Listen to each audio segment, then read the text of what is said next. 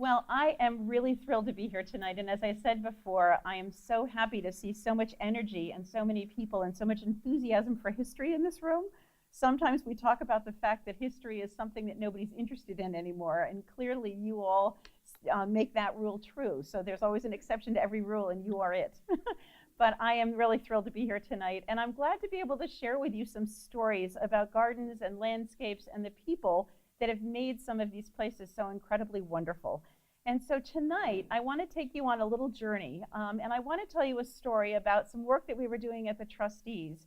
And that is that as we started to look at Castle Hill, which is the place that nobody goes to, but it's up on the hill above the beach that everybody does go to, we were looking at doing some restoration work on the landscape. And one of the places there that I'll show you a picture of was this formal or Italian garden that sits down in a hollow below the main house.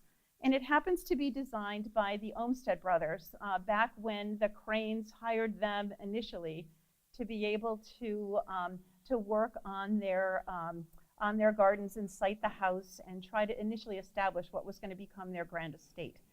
And as we started to do some of that work, we began to unroll a story about their role here on the North Shore, and also the craftsmen and the gardeners and the movement that came here to the North Shore that not only affected Castle Hill, but affected a lot of the other places that you know and you pass by every single day. So I wanted to be able to share some of that story with you, and that's what we're going to try to do tonight. We're going to take a journey.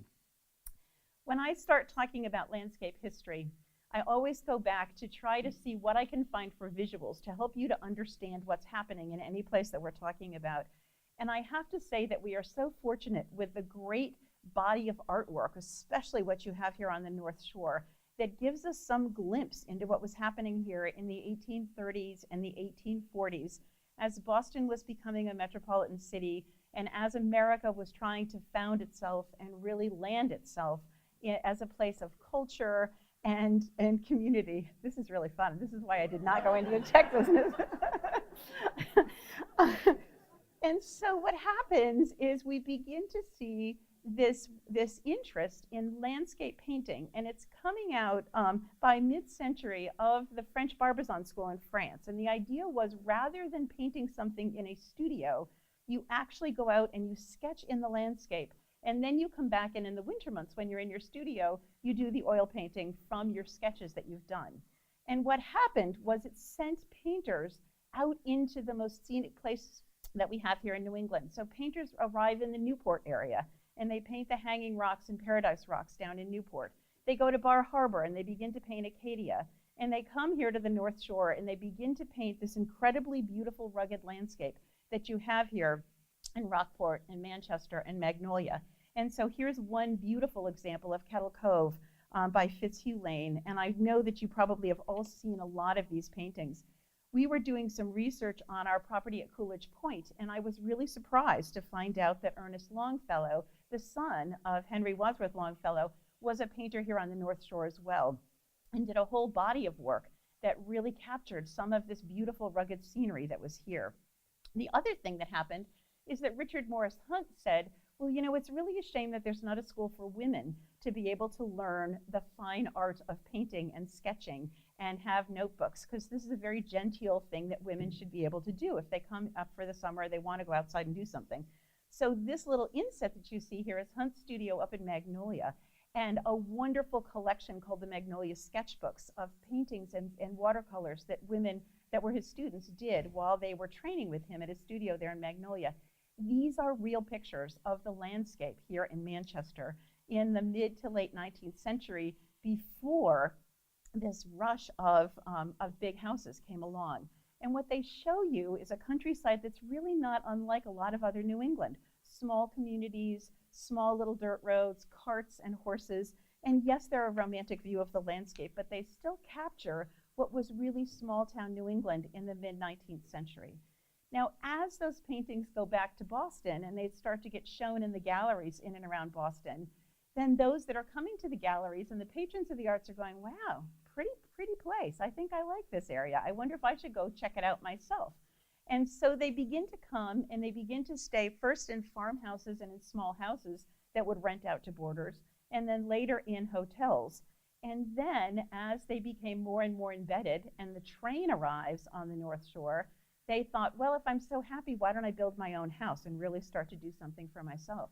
So after the Civil War, you begin to see this interest and this rise in the value of a lot of the landscape here, not because it was a good place to locate a sawmill or was a good place to put a chair factory or the soil happened to be decent enough that you could grow a decent farm, but because it had this beautiful scenery that had been captured in all this beautiful artwork, and because it had healthy air, and because it wasn't very far from Boston, and it was a wonderful place for me to bring my family. So now, if you're going to build a house up in Manchester and you want to be able to try to do something that's going to impress all of your friends, what is it that you're going to draw on that everybody will say, wow, they have such great taste and they did such a wonderful job in building their house? And so just like today, anybody that's in their 20s goes to Pinterest and pins things on a board, everybody in the late 19th century was looking to the tastemakers of the time to say, what are they talking about? What are the design ideas that they're telling us we should really be paying attention to? And in this case, it's writers like Henry James or Charles Platt or Edith Wharton that are saying you really need to pay attention to the Renaissance revival villas in Italy and in some of the architecture and landscape design in France, because they are places, especially in Italy, that were put up on the side of a hill with a very rugged landscape around them with beautiful scenery. And so they best mirror some of what is already naturally occurring here in Manchester by the sea. And so you can see, starting in 1867, this whole list of guidebooks, and they were intended as travel books. You were intended to buy these books and then go and see these places in Europe. But they also became a list of the popular must-see stops on your tour when you took the Grand Tour in Europe, and also some of the best models that were most respected and most well-known. And so they end up becoming design models for both landscapes and gardens back here on the North Shore. Now, the first person to bring some of these ideas back was Charles Platt, who wrote his book in 1894, and he was commissioned when he came back. He was trained as an architect. He was commissioned when he came back to design a house and a garden at Faulkner Farm, which is still around. It's in Brookline, Massachusetts, just outside of Boston. And for the first time, you can see here a plan from the Villa Gambaria, and also, which is up here. And then this is his plan for Faulkner Farm. And what happens is that all of a sudden, he's turned the driveway sideways. Instead of you coming right up the front and entering at the front door and seeing the house off in a distance, he's turned the driveway sideways. And so you travel through a landscape and you come up and you're not really sure where you're landing yet because you're seeing the side of the house. He also builds out a series of places between house and garden that are a vocabulary that talk back and forth to each other. So the house is laid out in its geometric design, but the vistas from the house, from the main doors and from the main windows of the house, drive these paths out into the garden and out into the landscape that then become an extension of the house. And so the house flows out into the garden and the garden flows back, both architecturally as well as physically, as you're moving through the house. And you can see how much he's interpreting what he's seen here in Italy and how he's bringing it back and starting to have it realized here in Boston. This was the first house that was done in Boston, and it was a trendsetter for its time. And so all of a sudden, everybody started looking at this after 1901 and saying, wow, Faulkner Farm, what an incredible place. I think I'd like to have one of those. And you can see in even these photographs how much he was mimicking and interpreting and being inspired by this property in Italy. And so you see here this little exedra at the end of the garden in Italy, and then you see a similar thing now done in white columns and pillars as the exedra at the end of the garden here. And this design with this linear path and these 4 square patterns and this geometric design is something that's really typical of Charles Platt's work. Uses of hedges, of posts, large pots with container plants in them, focal art within parterres or at the ends of one of these cross-axial paths. They all become a part of what his design style is, and he sets a new trend for what's happening in and around Boston. Now, the other trendsetter of the day is Edith Wharton. So she writes a book about Italian gardens 10 years after Charles Platt. She builds her house up on the mount up in Lenox, up in the Berkshires, where there's another big movement for coming out into the country and having your country house. And the money that she made from the decoration of houses is what she used to build the mount. So this is her pre-Italy period, where she's really looking at Georgian architecture and she brings that to bear, but her garden has some of the same flavor of the French and Italian gardens that she was seeing. The book that she writes is called Italian Villas and Their Gardens. It's published in 1904, exactly 10 years after Charles Platt publishes his book. And she is smart enough to say, you know, if I really want this book to sell, I need a great artist. So she hires Maxfield Parrish, and he creates these incredibly sumptuous color plates that are in her book, along with a lot of black and white photographs that get published. And she describes in detail not only the places to go visit, but then some descriptions of what you're going to see when you get there. And interestingly enough, when I started to try to understand when the Cranes wanted to build their Italian villa in 1909 on the top of Castle Hill, I looked at both of these books, as well as a couple of others, to see what I could find. And interestingly enough, if you look at this black and white photograph from Edith Wharton's book, this is the Villa Borghese. And you can see here how the balustrade works, the little benches against the wall. You can see all of the little inset panels here, both in the columns, these kind of statues on top of the piers, and then these panels with little lion's heads in them.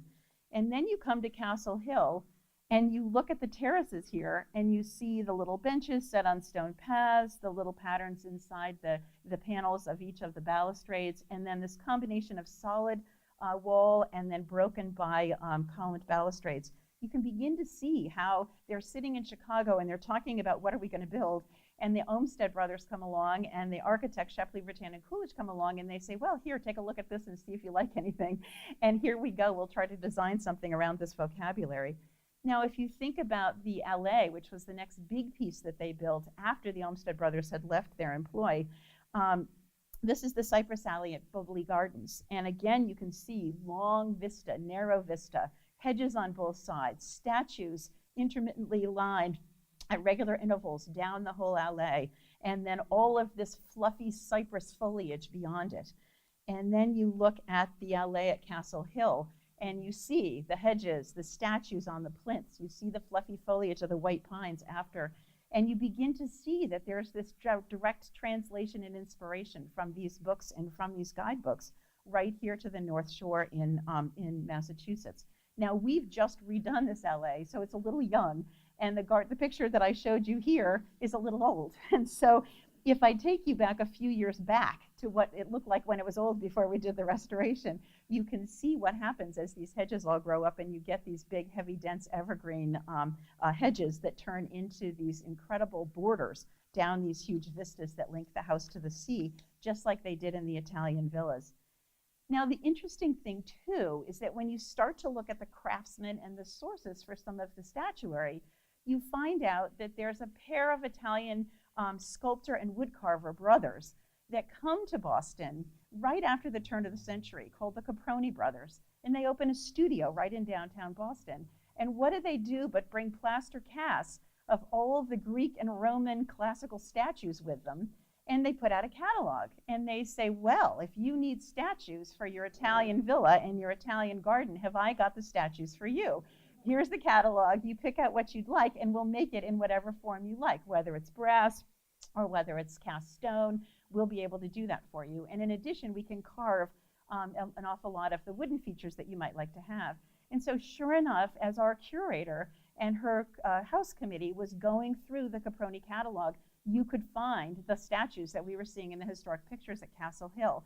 And they were all sold in 1949 when all of the contents of the house were put up for auction.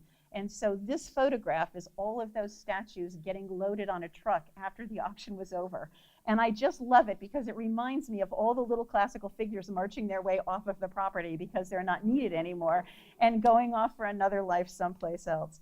But that studio was an atelier, so they were training other craftsmen in their trade. And it turns out that one of their students took over their studio. He's still in business today, and it is Skylight Studios, and they've moved out to Woburn, Massachusetts. He still operates an atelier there today and trains the next generation of wood carvers and sculptors. And many of the statues and sculpture work that you see that gets installed in both public and private gardens very well may have come out of his studio. So an incredible tradition of this great art that can be located within some of these great gardens still going on today. And I can't tell you how invaluable he has been in all of the work that we've been doing at Castle Hill. Now, before I leave Castle Hill, I just wanted to give you a couple of little hints to come and visit us. This is the Italian garden that the Olmsted brothers did at Castle Hill. We have a lot of plans. Being the Crane family and Crane Plumbing, we have every piping plan for this garden and every reservoir and every little bit of information that you would ever want to have about how the water circulated through here. The other thing that we did was that they had built a 135,000-gallon water cistern under the bowling green next to the house. And when the Italian villa was there, it collected water off of the roof and it went into this cistern, and that's how they watered all of these garden spaces. Well, when we got ready to redo the alley, all we needed to do was change the packing on the valves on all of this plumbing. The cistern filled itself back up again, this time from the 1929 English manor house that's there that you see now, and it still works. So we're still collecting water off of the roof, just as they did in 1909 and again in 1928 when the new house was built. So the water systems and sources were something that was critical here on top of the hill because there wasn't public water up there at that point. But Crane was certainly able to do that. So here's his Italian garden. And in fact, we've used these images, these photographs, for being able to restore the garden. But rather than do something that was only good for 2 months out of the year when the Cranes were there, we've interpreted some of these borders with a lot of the materials that we had. I have 72 pages, believe it or not, of plant material for gardens that were put in between 1890 and 1920, both here in the North Shore and also in Newport, from the Olmsted brothers, from Arthur Brooks Hutchison, and from other designers. So we could pull from that whole record of plant material that was used to be able to create a border that's much longer season. And it is really quite beautiful. This is when it first went in, and it was in full flower all last year, and even better this year. Another quick little hint, this was the casino. And for those of you that haven't been around, the pool had been filled in and we'd mothballed it for a while, and we've just restored all of that. And so where the green panel is used to be the swimming pool, but everything else has been put back the way that it was. And it is one of our most popular spaces now at Castle Hill. This rose garden, you know, one of the things that we have to talk about when I do any of this landscape work at Castle Hill and we have these meetings about what it's going to cost to take care of everything, is where do we stop and where do we start and where do we not restore, because it's just all labor and it's all money and we don't have the same cadre of gardeners that everybody had before. So the rose garden was put in later. It was put in 1915, and it was done with a woman here from Manchester named Harriet Rose Foote, who was a noted rosarian, and she put in, I think, 1,500 varieties of roses into this garden when it was done. Arthur Shercliffe was from Argilla Road. He did the design, she did the plantings. And we said, you know, roses, they're such high maintenance plants. We're not going to be able to put all the roses back, nor do we really have the funding to be able to restore this garden. So we were willing to let it sit, and we were going to manage the slow decay of this as a ruin element within our larger garden there at Castle Hill.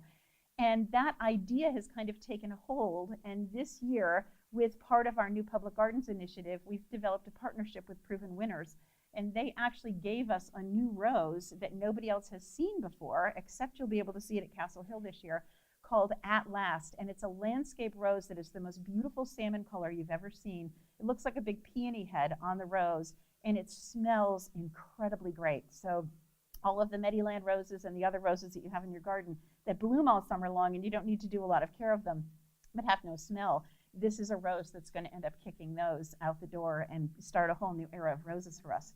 So we are developing a garden in a ruin, and we're not restoring the garden. We're trying to make it as safe as possible for people to come through. And even the broken pots that you see here in the middle of the old water basin have been propped up with stones and things and replanted. So it should be a fun place for you to be able to explore this year when you come to see us. The rose is called At Last, and it should be fun to be able to watch and see. If it can grow at Castle Hill, it can grow any place. I guarantee it's the worst place in the world to try to have a garden. I also wanted you to see, you know, as we start to do some of this research and you wonder where these trends came from, and it's fine to say that they looked at these books and they brought these ideas over and then they started to do some of this work. But in reality, you can trace trends in garden design and in popularity, even by looking at the files that some of these firms, landscape architecture firms had. And the Olmsted firms never sold anything. They never threw anything away. They were the biggest ultimate hoarders I've ever seen. Thank goodness, because we have so much good material for their gardens that we can pull from. Their vertical files included magazine articles, photographs, notes that they had taken if they were traveling somewhere. And so I thought it would be fun for you just to see how these trends in European garden design rolled through these properties here on the North Shore. And as you can see, because of Charles Platt and his book and his work down in Boston, Italian gardens head the list. And the collections that they put into these vertical files started in 1903 and finished at 1917, just as we're entering World War I. And then French gardens follow, but they have a much longer period of popularity. So their collecting of these little snippets goes through until 1929. And then English gardens, cottage gardens, come on after, and they really parallel the interest in the arts and crafts movement from the 1930s and the late 20s. And have a shorter period, but later than these other two influences. So that's why when you look at some of these estate gardens here in Manchester, you'll see that Mediterranean formality with the geometric designs, but we're English at heart. So instead of us keeping them as green parterres or rocky, stony interiors, we fill them up with perennials in whatever we do. So we have really an English-Italian garden or an English-French garden as we go. Now, as you go to look at this exhibit that's going to be at the Historical Society this summer, we had a nice meeting about the exhibit with some of the volunteers and the staff that are helping to put it all together. And we had a conversation about the Olmsted firm. And there is never an easy story to tell when it comes with any of these design firms. There are so many people that come and go, and firm names change. And as you try to trace archives and information, you end up having to know who got bought out by who and which principals went to where in order to be able to track where some of this information might have gone to. But this is just an example of what happened with Frederick Law Olmsted and his legacy and how many different people came and went. And in the 1890s, when the firm was called Olmsted, and Elliott, that is our Charles Elliott from the Trustees that actually worked here and died at a very, very young age, but left a huge legacy behind him for both public gardens and public open space and access to the water and access to open spaces, along with a very rich body of landscape architecture work that he did. The other thing that I wanted to say is that by the early 20th century, the Olmsted brothers form in 1898, and they last until 1961. And so that is a huge amount of time for them to be in business. But they had almost 40 individuals working in that firm. And so not only did they have good landscape architects, but they've hired really good horticulturists to advise them on their planting schemes, miniaturists who could develop little small models of what some of these places were going to look like, artists, blueprint people, draftsmen, you name it. They had the staff there to be able to make things happen. And so you begin to see this spill out of other landscape architects and other horticulturists that come out of that office and then move on to their own. Warren Manning comes out of this firm. Fletcher Steele had a little time there with Warren Manning and a very short bit with the Olmsted brothers. Arthur Shercliffe trained there for a long time and then went out on his own, and he lived here and had a lot of work here. Percival Gallagher was a wonderful landscape architect. Hans Kohler was a very, very well-known horticulturist. So you begin to see all these different people coming together to really create these great spaces. And that brings me to the next group. So not only do we have great artisans, not only do we have really talented landscape architects and architects that are helping to shape these spaces, but we have a group of individuals that are coming here from Europe, starting through the florist industry and coming over here and then being placed on these estates as estate gardeners. Some of them very highly trained and trained on some of the best properties in Europe, coming here and then developing their own horticultural societies and their own national gardeners organizations to really elevate and influence the quality of horticulture that was coming out. And the North Shore was no different. So William Craig was a fellow that started in the greater Boston area, and you can trace his career through Faulkner Farm, through the Ames properties down in Easton, Massachusetts, and then eventually up into the greater Boston area. Lots of awards from the Massachusetts Horticultural Society, and eventually a medal from them that is still given in his name during the flower shows. These men are writing books. They're writing books about lily culture, about new hybrid developments that they've made in perennials and dahlias and roses. And they are the scientific gardeners that any good horticulturist really is. And so that is a real wealth of talent and knowledge that not always happens on some of these big properties. And it's why the plant material and even the remains of some of the trees that you have here in Manchester become so important. Here's another fellow, and this is about the best picture I can find of him, believe it or not. But Robert Cameron, who was the gardener at Castle Hill, is this tall fellow right here. And he's in the the Chronicle of Gardeners in America in 1922 because he becomes president of the National Gardeners Association, a very well-known professional organization that was a national organization that really mirrored a similar organization in England that they were all very familiar with. And he replaces William Craig, who was this Boston area gardener. He actually started at the Harvard Botanical Garden and worked there under Oakes Ames for many years and was very beloved and really drove a lot of new hybridization that the Botanic Garden was doing down in Cambridge, and then left and came to Castle Hill in 1919 and worked at Castle Hill until he retired in 1934, and then went back to Cambridge and lived until the ripe old age of 97. So he was around for a very long time. But again, he shows up in Garden and Forest. He shows up in magazine articles about how to grow great greenhouse plants. He shows up in a number of places where he is really showing and teaching his talent. He's also the professional consultant for Mabel Cabot Sedgwick when she wrote the book called The Garden Month by Month in 1907. And he's credited in the preface of that book for being one of her experts that she used in really developing her palette of plant material that would come into bloom month by month. So really very important people. And unfortunately, I can't give you a big list like I can for the Olmsted firm of all of the gardeners that worked here on the North Shore. So the only other gardeners I can share with you are these three that specifically had a role and played a role here in the greater North Shore. I'm calling it Topsfield, is a little removed, but it's close enough. And I know that there are more. And I know that there are more craftsmen that worked here. And I know that this body of workmen and people can be built out. And I know some of you are doing some research on that. But please, if anybody knows of anything, share it with everybody. And if you can add to the Historical Society's files on who these people are, they're a very important group of people that had a lot of influence on what Manchester looked like throughout most of the first half of the 20th century. Now I want to give you just a little tour of some of the places that these folks created and worked in and what they looked like. And I want to start with this one. This is the Chimneys. It's the estate of Mr. Gardner Lane, and later Catherine Lane Weems. So some of you may have remembered her or heard of her.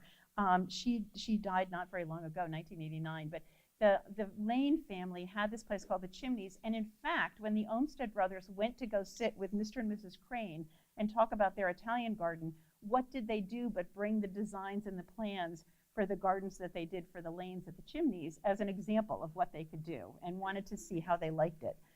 So this garden was really interesting because it was really designed as a water garden. It's designed as a series of pools rather than parterred garden beds full of perennials.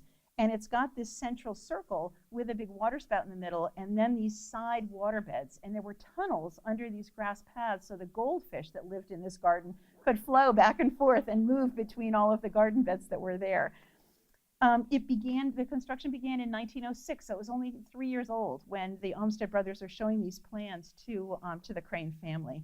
And you can see that it really did have a long life. It is still here today, and I don't know if any of you have ever seen this garden, but this is what it looks like today.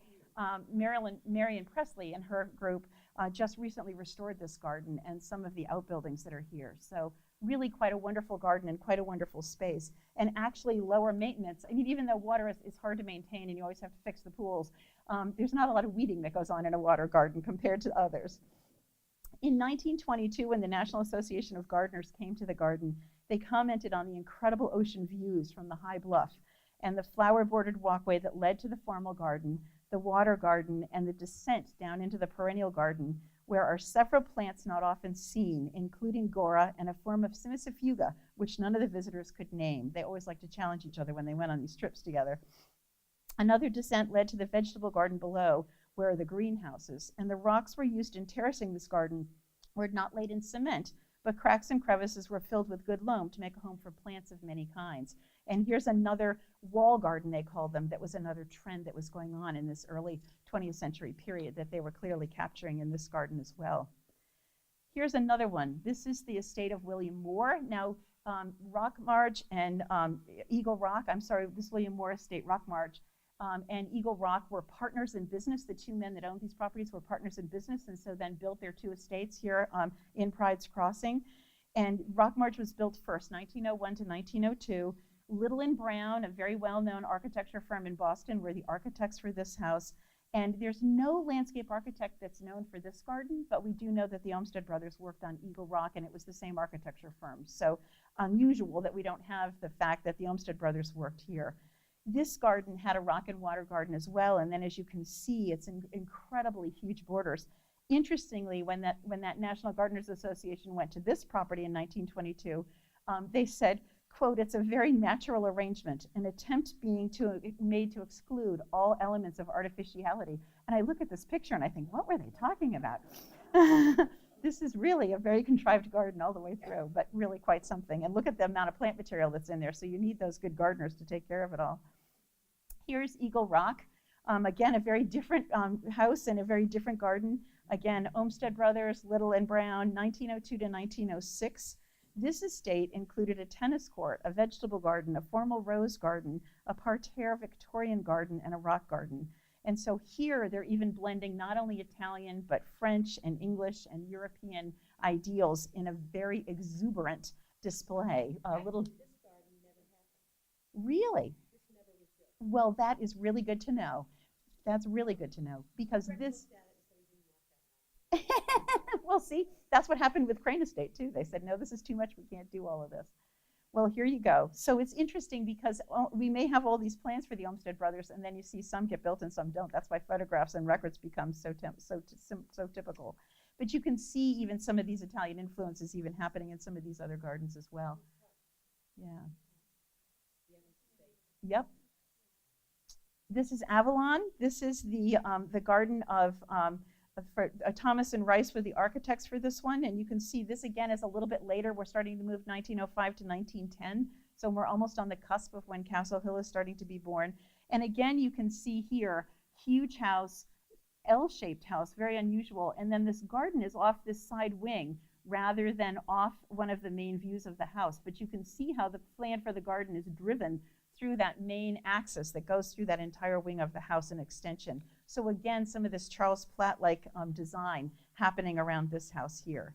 These wide quadrants and wide paths have a pergola at the far end, just like what I showed you down at Faulkner Farm. This garden here is, and there's a picture of the house too, by the way, up at the very top. You can see that L with the huge portico in the front. This is a garden. This house actually was designed by Francis Whitehouse for himself. He was the owner and the architect. And for the first time, we're starting to look at some work of Martha Brooks Hutchison. So another landscape architect, a woman this time, from New Jersey, trains in Boston, and then begins a whole body of work that she mostly did a lot of work in the greater New York area, and did some work, in fact, at Fort Ticonderoga on another project that I had been working on. This is earlier, so this is 1895 to 1906, and it spans this period of time. This fellow built his stable and a series of farm cottages first, and then 10 years later built his big house. But Martha Brooks Hutchison is better known. The biggest property that she did that you'll all know is Maudsley, the estate over in Newburyport, the big park over there. Again, axial relationships. She publishes an Italian garden book in 1923. She's kind of late to the game when it comes to her book, but her book was really much more about landscape architecture and landscape design rather than promoting the travel of Italian gardens as she was doing things. But you begin to see central floor, water jets, water gardens, parterred layout of spaces. Here's another view of this garden. This is called Crowhurst. And here's another view with all the parterres and so forth with the hedges and the edges of boxwood and so forth that was so popular. The other thing you start to see here, though, is this English garden design coming in. So these crazy pavers. And we saw those at the casino at Castle Hill as well, a sort of English stylistic thing that was meant to be planted with a lot of small walkable plants, just like the steppables that you could see in the garden centers not very long ago. Here's another view, same garden, but you can see how exuberant these borders are. These gardens are really interesting because they're not all that pretty in the wintertime. They're so full of color and so full of perennials through most of the season. When they die back, unless they have some of those boxwood hedges and things to them, they don't have a lot of other structure to them except the borders and the architecture that surrounds them and creates the walls for them. So as you look at these pictures, think about what they look like in the wintertime too. And they weren't really meant to be seen then because everybody was here just for the summer. This is another good example, and you can see here a little bit of Charles Platt come to Martha Brooks Hutchison and her variations on the design. This garden is still here. This was called Undercliff, and then later Graftonwood. It was sold in 1917. It became Graftonwood. So this again is a Martha Brooks Hutchison garden, and here you can see there was a much larger house, and then that house came down, and there's a smaller house on this property now, but it's right on the water. These wonderful terraced walls are still here. The beach is right here. Beautiful views to some of the most scenic spots, I think, on the shoreline here. And then this was her big parterre garden here, and again another pergola or exedra at the end of it. So this idea of these parterred spaces with a nice rounded end to them where you could sit and walk. And here's a picture of what this garden looks like. Still really quite beautiful, much simplified today, but still really quite beautiful. The bones of these gardens are really quite something. So just a flavor for what some of those really look like. What I wanted to do now is very quickly just give you a little smattering of some of the plant material, because I think if you did a horticultural study and a survey of Manchester or Magnolia or Pride's Crossing, you will see a list of plant material that became very popular, partially because of these horticulturists that were working at the properties and partially because of fashion. And so just a quick smattering of a few. These are some of the ornamental trees that were there. I put in the Latin names to be very fancy, but for the most part, you'll recognize some of the plant material even now. Some of the Cheonanthus and Haletia have just finished blooming. If they're in your backyard, Amelanchier is shadblow. I'm sure you probably know that. Here's some of the shrubs. Again, lots of color and lots of flower. And if you look at these plant lists, many of them really are centered on summer flowering or late spring flowering things, because that's when the family was in residence. And so you get a very finite period of color and design in the garden. And where would we be without privet hedge? Because half of these gardens wouldn't even exist if they didn't have privet hedges all around them, which is why they're so invasive now in this area. But you can see, again, everything from forsythia to hydrangeas, and sort of that period that frames those garden blooms. Large deciduous trees. I can almost walk one of these properties and give you a quick 10 trees, that are sure to be there in some form or another. Many, many of these, because they're reaching their 100 or 125-year period, are becoming what I call post-mature for New England. We can't really grow plants that live past 150 years old. Our springs are just too difficult. Our weather is too variable. And so you begin to see trees reach this tipping point after 125 years or so where they're okay, but you need to give them a little help. You need to do some more pruning. And almost always, by the time they get to 150 years old, they're very tired and they really want to give up and need to be replaced. I wish that they would last longer, but unfortunately, it's just too hard. Yes? It does apply to oaks, believe it or not. And many people will say oaks live to about 400 years. I will say that there is an oak at Nomkeg, out in the Berkshires, again, a terrible place to garden, that was there in 1880, and we still have it now, and it's doing quite well. But it is a specimen with nothing else around it, and is very happy. And our horticulturist believes it's a cross between a white oak and a swamp oak, a bicolor oak, and he thinks that's what gives it its hardiness. So that is an exception, but for us, we don't get 400-year-old oaks here, unfortunately. It's just our climate is too difficult. It's March. March will do us under every time. Here's a collection of evergreens. All of the Chamaecyparis, any kind of Hinoki cypress, threadleaf cypress, they all were very, very popular and do very well by the salt water and by the ocean, which is why they really survived. The concolor firs are a little fussy about whether they like to be here and whether they like to grow on rocks or not. But they sometimes will be another good addition to the garden. And you can see the color palette that you get out of some of this variety of evergreens here. And the perennials, there's again a really sturdy list. When we started the garden at Fort Ticonderoga and its restoration, there was irises, there were hollyhocks, there were hosta, there was some daylilies and some helianthus. And they were growing, even though a gardener hadn't touched that garden in the past 15 years. Peonies was the other one. So there are a few really tough, hardy things that come out of these colonial revival gardens that you can be guaranteed to grow in your garden without too much trouble and without too much work, and will survive. This little white plant that I'm showing here is Achillea tarminca. It's a little tiny flower that they used to call pearlwort. And that's another good dependable, but you don't see it that often in our gardens today, but it certainly shows up in all of these historic gardens, and often it'll seed itself in other places as it goes along. And here's annuals, dahlias and gladiolas, and a lot of use of spring and summer flowering bulbs were one of the mainstays because they could cut and cut again, and they could give you a much longer period of color than any of the perennials. Now, just to finish up, I wanted to give you some hope that actually all of these gardens that I showed you in some form or another sometimes survive, and sometimes they get revived. And this garden, this is the Blue Garden down in Newport. It was designed in 1913, so about the same time as some of these gardens I was showing you in Manchester and the same time as our garden at Castle Hill. And it was completely overgrown. When I saw this garden for the first time about 25 years ago, completely overgrown with bittersweet and privet and multiflora roses. You could only see a couple of the little marble edges to this garden. And it was a very famous garden because Mrs. James was the leader of Newport society in 1913. And of course, she had to have the best gardens possible. So she hired the Olmsted Brothers firm.